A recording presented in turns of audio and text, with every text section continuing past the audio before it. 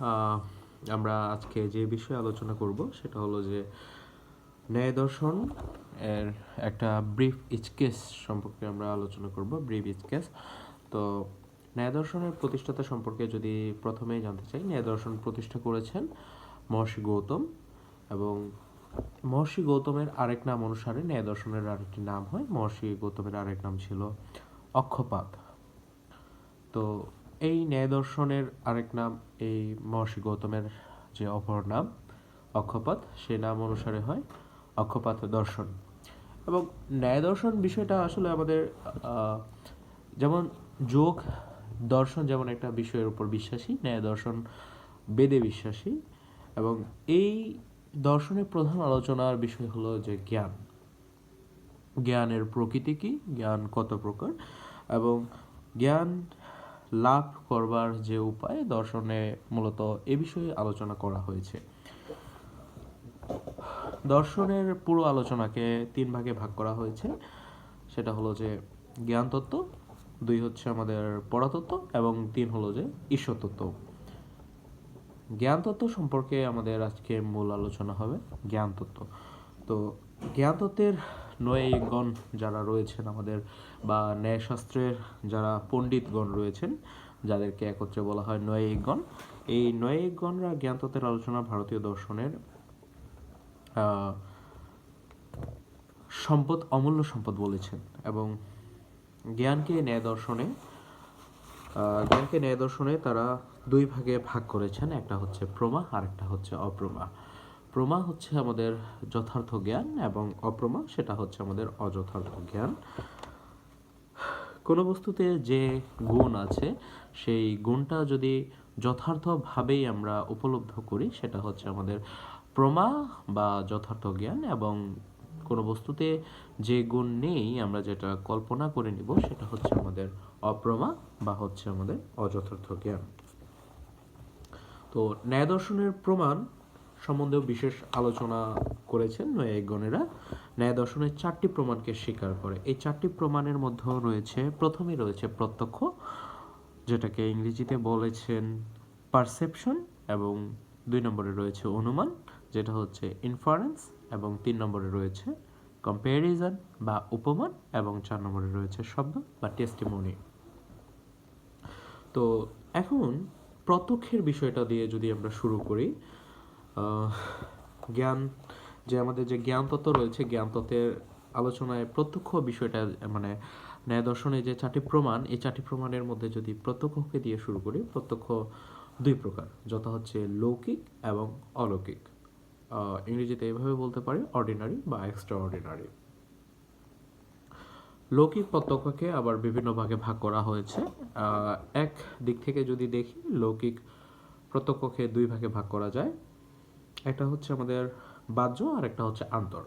এখন বাহ্য প্রত্যক্ষটা কি, যেটা হচ্ছে আমাদের পঞ্চ ইন্দ্রিয় যে রয়েছে, চোখ, কান, নাক, ত্বক, এবং চোখ, কান, নাক, ত্বক এবং জিহ্বা, এই পঞ্চ ইন্দ্রিয়ের মাধ্যমে আমরা যে জ্ঞান উপলব্ধ করি সেটা হচ্ছে আমাদের বাহ্য প্রত্যক্ষ জ্ঞান। এবং যেমন হচ্ছে আমরা বলতে পারি যে চোখ দিয়ে আমরা যা কিছু দেখি, বা কান দিয়ে আমরা যা কিছু শুনি, বা ত্বক দিয়ে যা স্পর্শ করি, সেটা হচ্ছে আমাদের প্রত্যক্ষ বাহ্য জ্ঞান। এবং আন্তর্বাহ্য জ্ঞানের বিষয়টাতে যদি আসি, আন্তর্বাহ্য জ্ঞান আমাদের সেটাই যেটা আমরা অনুভূত করি।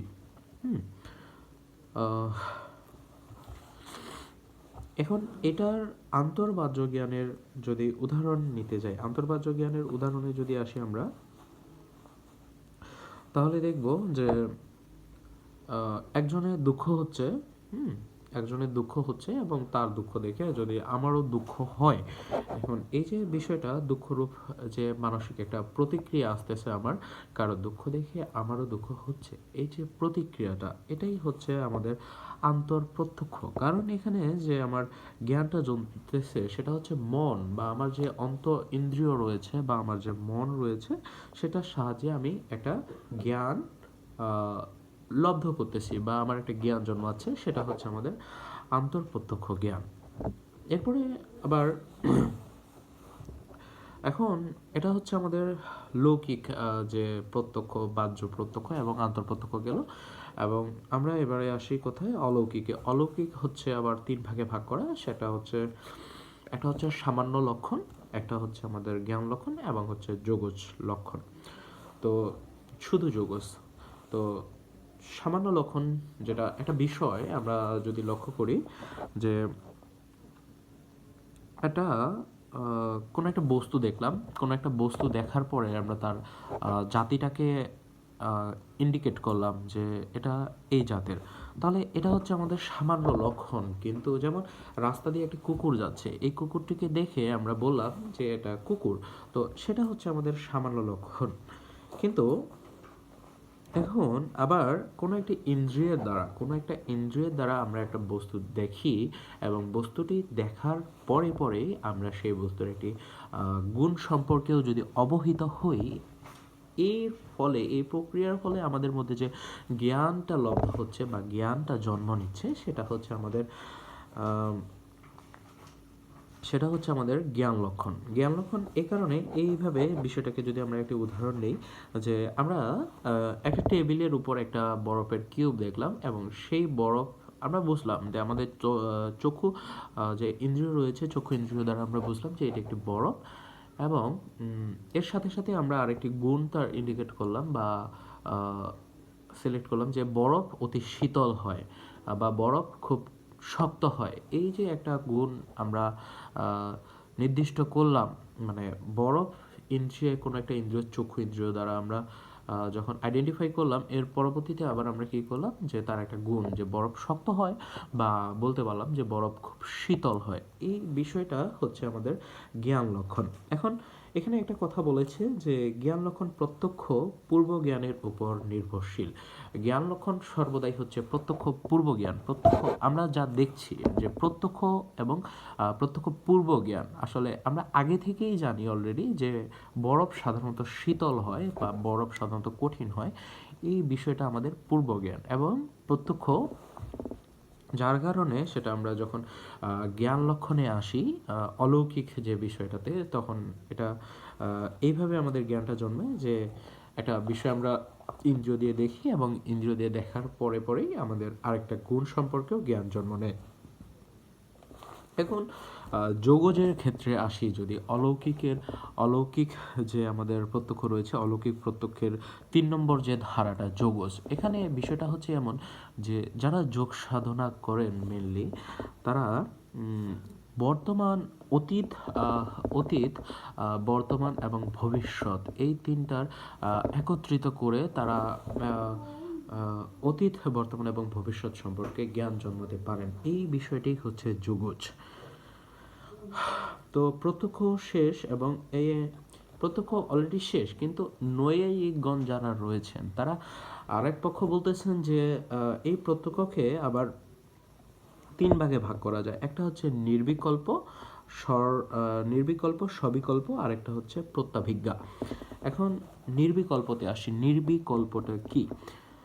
নির্বিকল্প বিষয়টা এরকম যে একটা বস্তুকে আমরা যখন দেখব বা লক্ষ্য করব, বস্তুর বিশেষ কোনো গুণকে আমরা আসলে লক্ষ্য করব না, জাস্ট বস্তুটাকে দেখতেছি, এবং সেই বস্তুটাকে দেখেই আমাদের যে জ্ঞান জন্ম হবে, তার অস্তিত্ব প্রত্যক্ষ করার ফলে আমাদের মধ্যে যে জ্ঞান আসবে, সেটাই হচ্ছে আমাদের নির্বিকল্প জ্ঞান। যেমন আমরা একটা একটা টেবিলের উপর যদি একটা কমলা দেখি বা একটা আপেল দেখি, এই আপেল যে বা কমলা যে দেখলাম, এটা দেখার ফলে আমাদের মধ্যে যে জ্ঞান আসলো যে এটা কমলা বা এটা আপেল, এটা হচ্ছে আমাদের নির্বিকল্প একটা নির্বিকল্প প্রত্যক্ষ। এখন সবিকল্প প্রত্যক্ষের বেলায় যদি আসি, সবিকল্প প্রত্যক্ষ কি? আসলে টেবিলের উপর আমি কমলাটা দেখেছি, কিন্তু এটার রস কেমন, এটার গন্ধ কেমন, এটার স্বাদ কেমন, এই বিষয়েও যে আমি একটা জ্ঞান আহরণ করতেছি, সেটাই হচ্ছে আমাদের সবিকল্প প্রত্যক্ষ। এরপরে আসি প্রত্যাভিজ্ঞা, মানে নৈয়ায়িকগণ অন্য রাস্তায় যে 3 প্রকার আমাদের প্রত্যক্ষ বলেছেন, নির্বিকল্প, সবিকল্প এবং প্রত্যাভিজ্ঞা বিষয়টা হচ্ছে এরকম যে পূর্বে আমরা কোনো একটা বস্তু বা ব্যক্তির সাথে পরিচিত, এবং সেটাকে দেখার সাথে সাথে আইডেন্টিফাই করে ফেলা, চিনে ফেলা যায়, ইয়েস, আমি এটা আগেও দেখেছি এবং আমি এটাকে চিনি। এই বিষয়টাই হচ্ছে আমাদের প্রত্যাভিজ্ঞা। এখানে উদাহরণ হিসেবে বলা হয়েছে যে কলেজ জীবনে আমি কলেজ জীবনে কোনো এক বন্ধুর সাথে পড়েছিলাম এবং অনেক দিন পরে তার সাথে দেখা হইলো এবং দেখে হুট করে আমি চিনে ফেললাম যে অমুক বন্ধুকে আসলে আমি চিনি, কলেজ জীবন থেকে চিনি এবং এখনও তাকে দেখে আমি চিনতে পেরেছি, তার নাম স্মরণ করতে বলেছি। এই যে জ্ঞানটা, এটাই হলো আমার প্রত্যাভিজ্ঞা। এরপরে ন্যায় দর্শনের প্রমাণে আসলে যে চারটি বিষয়ের কথা বলা হয়েছে, চারটি প্রমাণের কথা বলা হয়েছে, এর মধ্যে প্রত্যক্ষ আলোচনা আমরা শেষ করলাম। এরপরের আলোচনা হচ্ছে আমাদের অনুমান। অনুমান বিষয়টার মধ্যে যদি আমরা আসি তাহলে দেখব যে অনুমান আসলে আমরা কিভাবে করি। আমরা কোনো একটা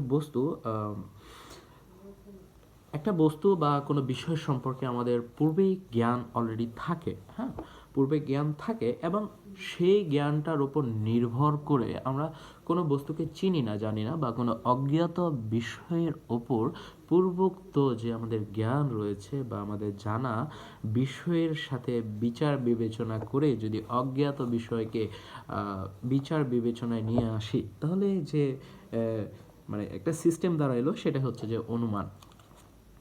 তাহলে যেমন আমরা দেখি যে হচ্ছে কোনো পর্বতের ক্ষেত্রে, কোনো পর্বতে যদি ধূম দেখি আমরা, ধূম উঠতেছে, তাহলে অনুমান করে নিই যে সেখানে নিশ্চয়ই অগ্নি আছে, সেই পর্বতে অগ্নি আছে, কারণ অগ্নি ছাড়া ধূম হওয়া আসলে সম্ভব না। তো এই যে বিষয়টা নৈয়ায়িকগণ, এই যে বিষয়টা অনুমান, যে বিষয়টা, এই অনুমান বিষয়টাকে নৈয়ায়িকগণ আবার বলছেন যে অনুমানে তিনটি, আসলে এর সাথে তিনটি টার্ম থাকবে। এই টার্মগুলোকে কি, এই টার্মগুলো সম্পর্কে বলেছেন যে প্রথম টার্ম থাকবে হচ্ছে সাধ্য এবং দ্বিতীয় টার্ম থাকবে পক্ষ, থার্ড যে টার্মটা সেটা হচ্ছে হেতু, লিঙ্গ বা হচ্ছে সাধন। এখন এখানে এই যে আমি পর্বত দেখলাম, পর্বত থেকে ধোঁয়া উঠতেছে, ধূম উঠতেছে এবং সেখান থেকে আমি অনুমানে নিয়ে আসলাম যে পর্বতের পিছনে নিশ্চয়ই অগ্নি আছে। তো এখানে আমাদের যে যে সাধ্যটা কি, এখন এখানে জানতে হচ্ছে যে সাধ্য কি এবং সাধ্যের সাথে সাথে পক্ষ কি এবং আমাদের হেতু, লিঙ্গ বা সাধন কি, হেতু বা লিঙ্গ বা সাধন কি। তাহলে টার্ম হচ্ছে তিনটা, একটা কি সাধ্য, দুই নম্বর হচ্ছে কি পক্ষ, তিন নম্বর হচ্ছে হেতু, লিঙ্গ বা হচ্ছে সাধন। তো সাধ্য হচ্ছে কি, যে বিষয়টা আমরা অনুমান করতেছি সেটা হচ্ছে সাধ্য। এই যে আমরা ধোঁয়া দেখে, পর্বতের পিছনে ধোঁয়া দেখে আমরা যে অগ্নিকে অনুমান করলাম, সেই বিষয়টা হচ্ছে আমাদের সাধ্য। এবং আসলে এখন এই সাধ্য অগ্নিকে যে অনুমান করলাম, এটা আসলে কাকে প্রত্যক্ষ করে অনুমান করলাম, কাকে প্রত্যক্ষ করে? এই পর্বতের সাধ্যের যে এই যে মানে পর্বতের পিছনেই তো আসলে ধূম ছিল না, তো এই পর্বতকে যে প্রত্যক্ষ করলাম, এই সিস্টেমটাই হলো আমাদের পক্ষ। এবং কি দেখে অলরেডি সাধ্যকে আমরা আইডেন্টিফাই করলাম, সেটা হচ্ছে আমাদের হেতু, লিঙ্গ বা সাধন। তো নৈয়ায়িকগণের মতে প্রত্যেক অনুমানে আবার তিনটা বচনের কথা বলা হয়েছে, যাদেরকে অবয়ব বলা হয়। এই অবয়বগুলোর মধ্যে আবার একটা হেতু ও সাধ্যের সম্পর্ক। এখন এই যে তিনটা টার্ম বলেছিলাম, যে একটা হচ্ছে কি সাধ্য, একটা হচ্ছে পক্ষ, আর একটা হচ্ছে আমাদের হেতু। এখন এই সম্পর্ক একটা দাঁড়িয়ে দিয়েছে হেতু আর সাধ্যের মধ্যে। এই সম্পর্কটা আবার কীরকম হবে? এই সম্পর্কটা অবশ্যই অব্যভিচারী সম্পর্ক হবে।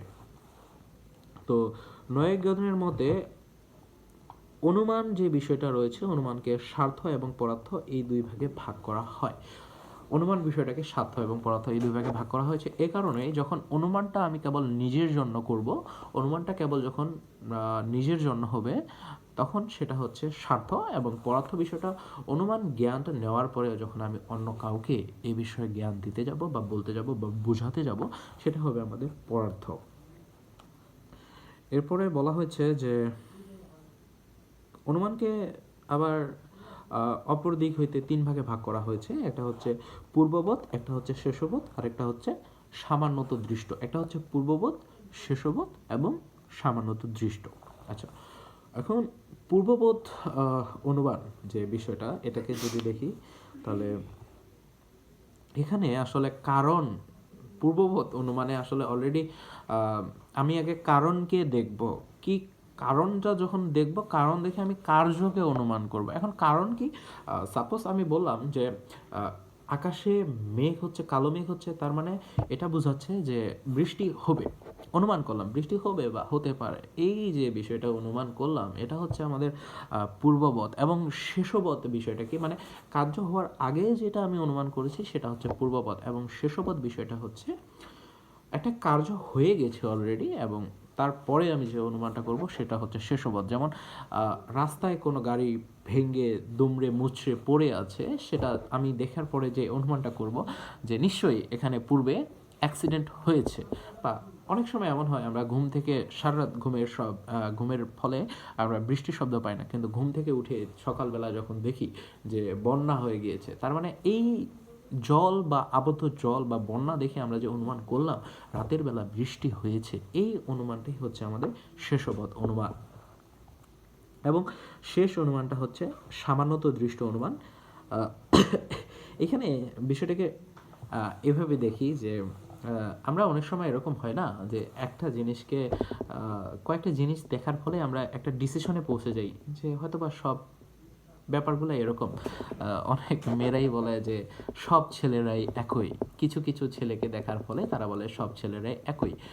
তো আবার আমরা যেমন বলি যে কোকিল যখন গান গায়, আমরা তো সব কোকিলের গান একত্রে শুনি না।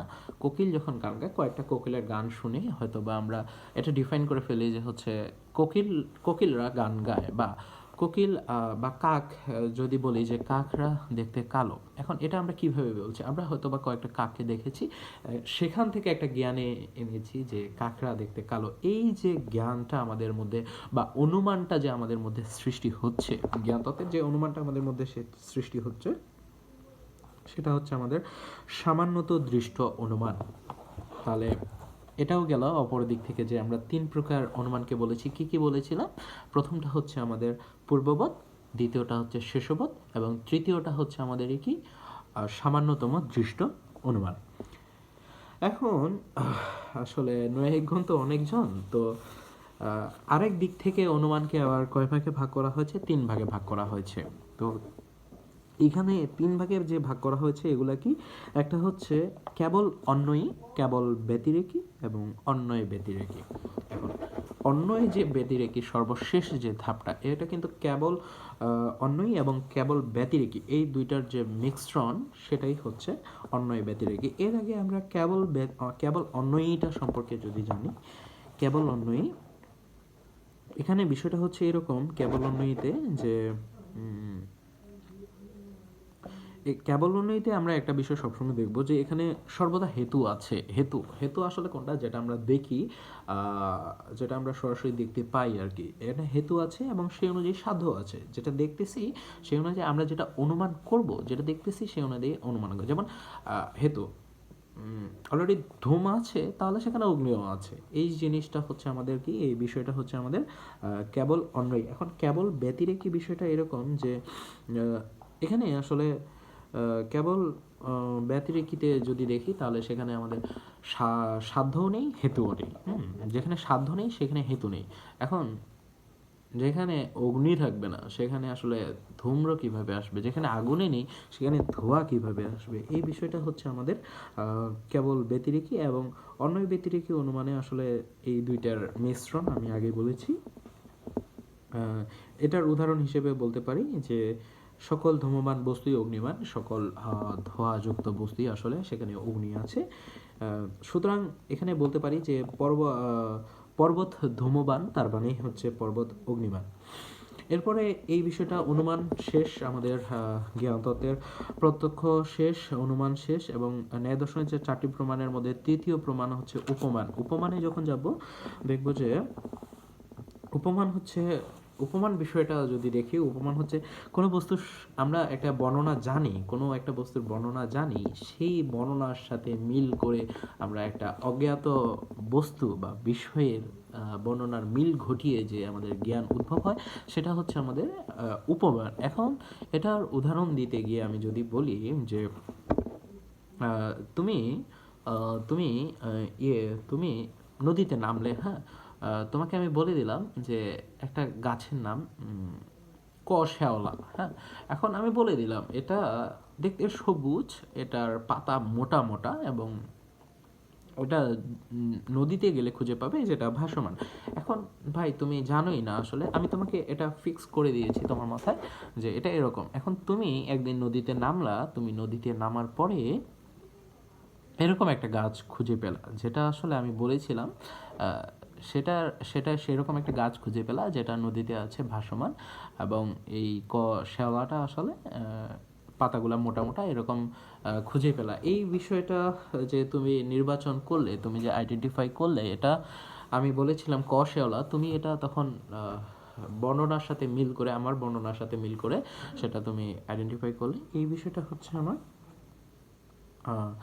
উপমান। এরপরে হচ্ছে আমাদের চলে যাব কোথায়, জ্ঞান।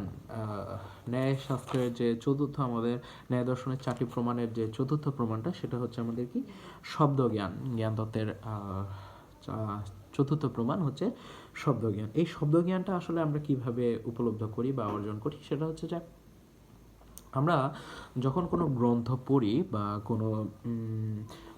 কোনো ব্যক্তিকে আমি বিশ্বাস করি, যেমন খনার বচন, অথবা হতে পারে চাণক্য যে কিছু বলেছেন, বা বিশ্বাসযোগ্য কোনো লেখক কোনো কিছু বলেছেন, হ্যাঁ, এই তারা বলেছেন, এদের গ্রন্থ পাঠ করে বা এদের কথা শোনার ফলে আমাদের যে জ্ঞান লাভ হয়, সেটাই হচ্ছে শব্দ জ্ঞান। এখন এখন আমরা শেষের দিকে আসি। এখন জ্ঞানের বিষয়কে আবার নৈগণেরা বলেছেন প্রমেয়, অর্থাৎ হচ্ছে প্রমাণের দ্বারা যা নির্ধারণযোগ্য। এখন এই প্রমেয়কে আলাদা বা জ্ঞানতত্ত্বে খুব গুরুত্বপূর্ণ বলে মনে করেছেন, এবং এই প্রমেয় সংখ্যা তারা নির্ধারণ করেছেন 12টি। এই 12টি কি কি? 1 হচ্ছে আমাদের আত্মা, 2 হচ্ছে শরীর, 3 হচ্ছে ইন্দ্রিয়, 4 হচ্ছে আমাদের ইন্দ্রিয় বিষয় বা অর্থ, এবং 5 হচ্ছে মন, 6 হচ্ছে বুদ্ধি, 7 হচ্ছে প্রবৃত্তি, 8 হচ্ছে দোষ, এবং 9 হচ্ছে প্রেতাভাব বা পুনর্জন্ম, 10 হচ্ছে ফল, 11 হচ্ছে আমাদের কি 11 হচ্ছে আমাদের দুঃখ, এবং 12 নম্বর যেটা হচ্ছে সেটা হচ্ছে মুক্তি। এই নয়িকেরা বলেছেন যে এই 12টি ছাড়া আরও প্রমেয় আছে, তবে মুক্তির জন্য 12টি বিষয় সম্বন্ধে জ্ঞান একান্ত প্রয়োজন। মনে রাখার বিষয় যে ন্যায় দর্শনেও কিন্তু একমাত্র লক্ষ্য হচ্ছে মুক্তি। সব আগে আমরা যেমন দেখেছিলাম যোগদর্শনেও আসলে লাস্ট মোমেন্টে আসলে মুক্তিকেই তারা খুঁজেছেন বা মুক্তি চেয়েছেন। এরকম ন্যায় দর্শনেও আসলে এরকম জ্ঞানতত্ত্বের শেষ পর্যায়ে এসেও দেখব যে আসলে মুক্তি শেষ কাম্য বস্তু। শেষ করছি আজকে ন্যায় দর্শনের সংক্ষিপ্ত পরিচয়। ধন্যবাদ সবাইকে।